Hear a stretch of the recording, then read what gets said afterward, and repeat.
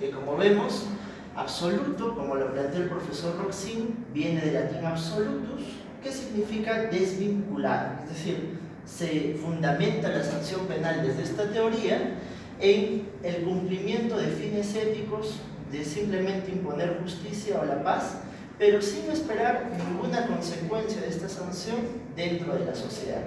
Las sanciones se imponen porque deben imponerse. Y las teorías relativas, que son las teorías que vienen del latín refere, que significa vinculado a. Es decir, en estas teorías lo que se pretende es conseguir un determinado efecto en la sociedad. En las teorías absolutas, los dos más grandes exponentes de estas teorías han sido los gigantes del idealismo alemán, el profesor Kant y el profesor Hegel. El profesor Kant planteaba que la imposición de una sanción penal era un imperativo categórico de justicia. ¿Por qué decía que era un imperativo categórico de justicia? No porque tuviera que generarse una resocialización del delincuente, sino simplemente porque debiera imponerse y ya. Y esto el profesor Kant lo graficaba con un ejemplo que era el siguiente. Imaginemos que todos somos parte de una pequeña comunidad que vivimos dentro de una isla, allá por el siglo XIV, donde no había celulares, Facebook, WhatsApp ni redes sociales, y pensamos que somos los únicos habitantes en este mundo, en nuestra pequeña isla. Y en un momento determinado dentro de la historia de nuestra isla, uno de nosotros comete un execrable acto, uno de nosotros mata a otro habitante. Entonces nos encontramos ante el dilema ético de qué hacer.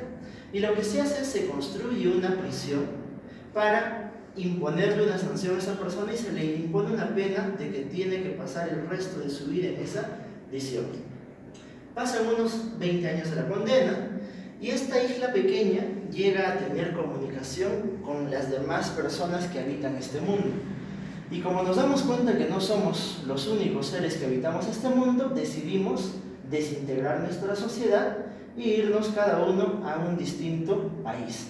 Y la pregunta que hacía el profesor Kant era, en estas condiciones, ¿qué hacemos con la persona que está presa? Lo que el sentido común nos dice es que tendríamos que liberarlo porque ya no tendría sentido que siga preso. Pero para el profesor Kant no era así. Aun cuando nuestra sociedad se disuelva, esta persona tenía que cumplir su condena hasta el último día de su vida. Por eso es que era una teoría absoluta de la pena. No planteaba que la pena cumple un fin de resocialización, rehabilitación, reinserción de la sociedad del delincuente. Eso no importaba. La pena se aplicaba porque era la pena necesaria en sí misma. Por eso es que el profesor Kant decía, fiat justitia pereat mundus, hágase la justicia, aún así perezca el mundo, aún así nuestra pequeña sociedad se disuelve. Pero otra expresión de estas teorías absolutas la vemos en el pensamiento del profesor alemán Federico Hegel. El profesor Hegel también planteaba una visión absoluta de la imposición de la pena, y él tenía una visión dialéctica de la imposición de las sanciones, porque él decía que la persona que cometía un delito, lo que hacía con su delito era negar la vigencia de una norma que prohibía delinquir. Por ejemplo, si en nuestra sociedad existe la prohibición de matar, cuando una persona mata a otro, lo que está haciendo esa persona con su acto es negar la vigencia de esa prohibición. Y como consecuencia, la única forma de restablecer la vigencia de este derecho defraudado para Hegel era que se le imponga una sanción para dar un mensaje comunicativo general de que a pesar de tu acto negativo, este derecho, esta prohibición sigue vigente. La pena como negación de tu delito, ¿no? Entonces, eso era para el profesor Hegel la finalidad de la imposición de una pena. No que el delincuente se reinserte a la sociedad, no que la persona recapacite y se le dé un programa formativo para que se reinserte a la sociedad, no. El fin de la pena en Hegel era simple y llanamente negar el hecho ilícito que habías cometido al transgredir una prohibición. La pena, una negación de la negación que tú habías hecho a su vez cometiendo un delito. En estas dos visiones entonces de las teorías del idealismo alemán, tanto de Kant como de Hegel, vemos que la fundamentación de la sanción penal no perseguía ningún ninguna finalidad social, como ahora seguramente nos lo han enseñado en teoría del delito. Pero después surgen las teorías relativas, y estas teorías relativas de la imposición de las sanciones penales surgen precisamente con la influencia del pensamiento positivista, la influencia de las ciencias positivas. No confundamos esto con derecho positivo o derecho positivista, porque el pensamiento positivista es muchísimo más grande y muchísimo más amplio que el pensamiento jurídico positivista. Cuando surge el pensamiento positivista con influencia de Auguste Comte en la sociología, esto genera una gran influencia en los juristas italianos, quienes se ponen a pensar y analizar que en realidad quien delinquía en la sociedad era porque tenía alguna patología dentro de sí. Empiezan a ver a los delincuentes como personas que estaban enfermas. Entonces, como un médico, cuando tenemos una gripe, cuando tenemos una infección de otro tipo, busca una cura o un remedio específico para esa enfermedad. Del mismo modo, los penalistas italianos propugnaban que debía establecerse una clasificación de cada tipo de delincuente para poder establecer un determinado tipo de remedio para cada tipo de delincuente.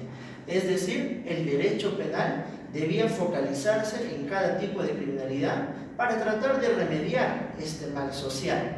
Entonces, allí es donde se gesta la primera teoría relativa, que se llama de la prevención especial. ¿Por qué? Porque lo que buscaba la pena era generar un efecto reeducador especial, ¿por qué? En el delincuente, de manera específica. Por eso es que se llamaba prevención especial. Pero junto con esta prevención especial surge también la teoría de la prevención general, la teoría de la prevención general positiva, con el profesor alemán Feuerbach. El profesor Feuerbach estaba convencido de que la pena, al contrario que los penalistas italianos, más que focalizarse solamente en la persona que había delinquido, tenía también que generar una consecuencia dentro de toda la sociedad. Ahí es donde se gesta esta teoría de la prevención general positiva o teoría psicologista. ¿Por qué? Porque Feuerbach decía, cuando se da una ley que establece una sanción para un determinado delito, lo que se tiene que generar es un efecto disuasivo a todos los habitantes que no han cometido un delito, para que estas personas finalmente se encuentren persuadidos de no delinquir. Un efecto psicologista. La sanción, por ejemplo, saca una ley que dice te impondré una cadena perpetua, entonces yo que nunca he delinquido, veo que si cometo el delito X me van a poner cadena perpetua, entonces me veo persuadido a no cometerlo. Eso es lo que planteaba el profesor Feuerbach, ¿no? Que esa era la finalidad de la imposición de la sanción penal. Y recientemente esta teoría de la prevención general ha tenido un giro y ha surgido el profesor Jacobs, quien ha planteado que en realidad la teoría de la prevención no debe ser positiva, sino debe ser una prevención general negativa. Y esta teoría peculiarmente es bastante parecida a la del profesor Federico Hegel. ¿Por qué? Porque Jacobs dice, cuando se comete un delito, lo que se está haciendo es establecer un acto comunicativo, es decir, mi acción es un acto de comunicación a toda la sociedad de que para mí no tiene la más mínima importancia esa norma prohibitiva que dice no matarás, no estafarás, no hurtarás, y la imposición de la sanción penal para el profesor Jacobs lo que genera es restablecer la vigencia de esa norma que ha sido defraudada por mi acto delictivo. Entonces, lo que yo hago es establezco una prevención general negativa. ¿Por qué? Porque la pena sirve como un acto comunicativo para toda la sociedad que niega justamente el acto comunicativo que tú has desplegado con tu delito. A pesar de que el profesor Jacobs usa este lenguaje de acciones comunicativas basándose en la terminología sociologista del sociólogo Luhmann, finalmente en esencia yo veo que tiene una similitud o identidad con el pensamiento del profesor Hegel. Porque cuando Hegel había planteado ya su teoría absoluta del delito como una negación de tu delito, que era una negación del derecho, finalmente el profesor Jacob lo que ha hecho es rescatar este pensamiento, dotarle ciertamente de un contenido más moderno y establecer el elemento comunicativo o acción comunicativa como un elemento adicional a lo que ya había dicho Hegel, ¿no? O sea, ¿por qué esto se encuentra inserto dentro de las teorías relativas? Porque finalmente para Jacobs la imposición de la pena no solamente permite establecer que el delito o la norma defraudada recobre vigencia, sino que a su vez esto también sea internalizado por toda la sociedad al momento de imponer la sanción. Esa es la única diferencia que existe entre la versión de Jacobs y la de Hegel, pero que finalmente yo creo en esencia son bastante similares. Entonces, estas son las respuestas que la teoría del delito, en más de casi 2 siglos y medio, esa es la utilidad práctica que tiene. Y es por eso que la teoría del delito tiene una estrecha vinculación con cómo se lleva un proceso penal, con cómo se decide un caso penal, con cómo conceptualizar la estrategia de defensa que voy a desplegar en un determinado proceso. Porque si no tengo claridad conceptual sobre las categorías dogmáticas, sobre las categorías de la teoría del delito y muchísimas otras categorías que existen en la parte general de la teoría del delito, lamentablemente vamos a generar caos, vamos a generar irracionalidad, arbitrariedad e improvisación. Y en un Estado constitucional de derecho eso es inaceptable, ¿no? Entonces esa es la utilidad que tiene la teoría o la dogmática jurídica en general. Por eso es que la dogmática jurídica, yo soy un convencido que no va a desaparecer. Muy bien, esto es un excursus. Un excursus es una parte que no tiene que ver tanto con el discurso, pero que me ha parecido otro dato histórico importante. A pesar de que en el siglo XVIII surgió el principio de legalidad, todas las naciones del mundo se comprometieron tácitamente por haber suscrito las teorías contractualistas del Estado a respetar el principio de legalidad. Pero ¿qué pasó en los tribunales de Nuremberg? Terminó la Segunda Guerra Mundial, los vencedores sometieron a los vencidos y se les ocurrió una brillantísima idea: generar un tribunal ad hoc y generar un estatuto de crímenes de lesa humanidad. Pregunta: ¿antes de los tribunales de Nuremberg existía un estatuto que establezca que era un crimen de lesa humanidad? No, lo crearon para el caso en concreto. ¿Qué pasó entonces con el principio de legalidad? ¿Qué pasó con los ideales de la Revolución Francesa? ¿Qué pasó con la seguridad jurídica, con la previsibilidad? Simplemente lo que dijeron es que como era una situación excepcional y que había vulnerado la esencia de la dignidad del ser humano, esta circunstancia excepcional hacía que el derecho natural se imponga sobre el derecho positivo, porque esos actos no podían quedar en la impunidad. Y eso a mí me ha llevado a la reflexión de que pueden existir supuestos excepcionales donde existan excepciones al principio de legalidad. Entonces, terminando esta parte preliminar, vamos a pasar ahora sí a la segunda parte de esta disertación, que es el estudio de la teoría del delito.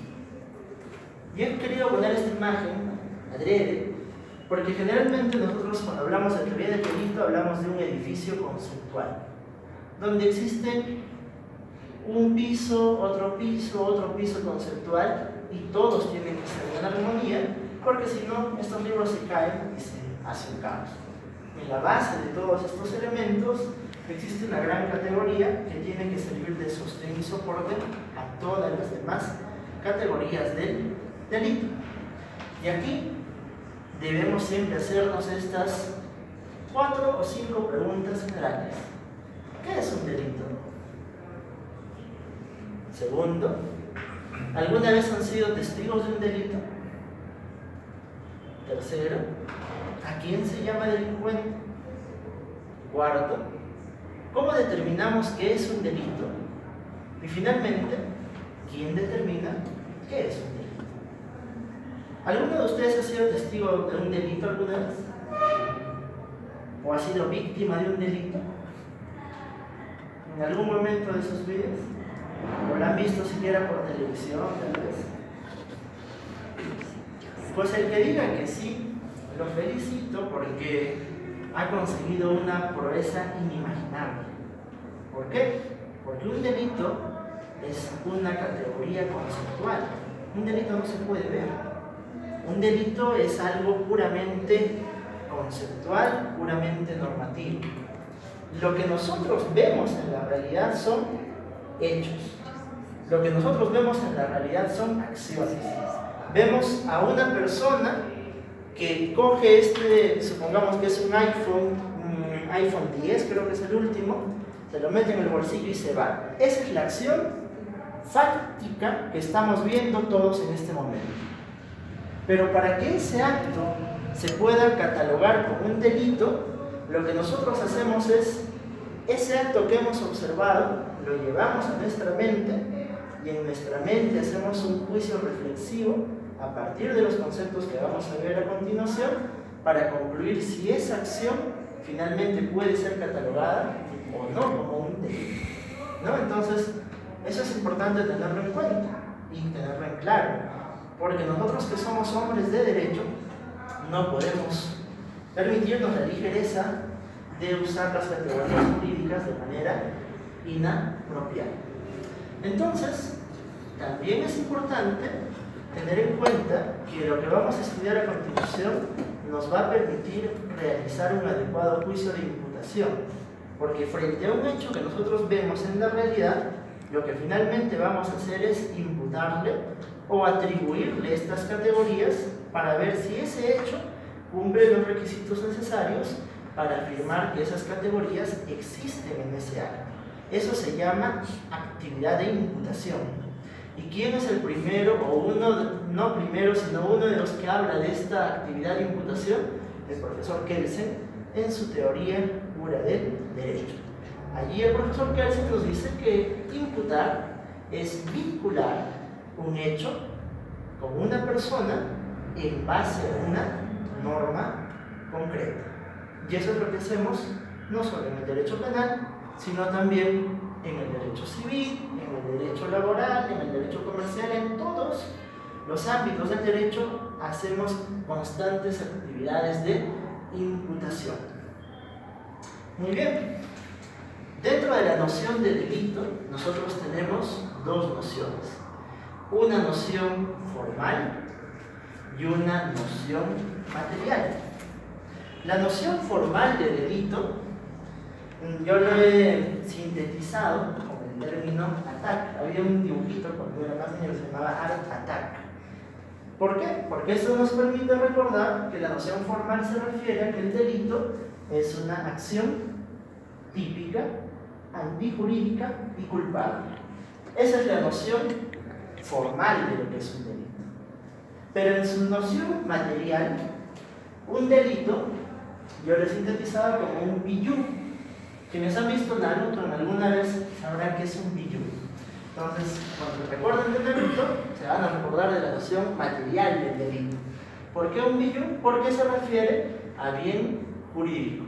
En la noción material del delito, lo que nos da a conocer cuando nos encontramos frente a un delito es porque un acto determinado o ha lesionado o ha puesto en peligro un bien jurídico tutelar. Entonces, tenemos estas dos nociones genéricas de lo que es un delito, una noción formal y una noción material. Pero también debemos tener en claro que para que surjan los preceptos que contienen los elementos característicos de un delito, existe lo que se llaman procesos de criminalización, que se dividen en proceso de criminalización primario y secundario. El proceso de criminalización primario lo hace el legislador, porque es el legislador quien selecciona determinadas conductas de la realidad y las transporta conceptualmente, las plasma en una disposición legal escrita y surge un nuevo tipo penal.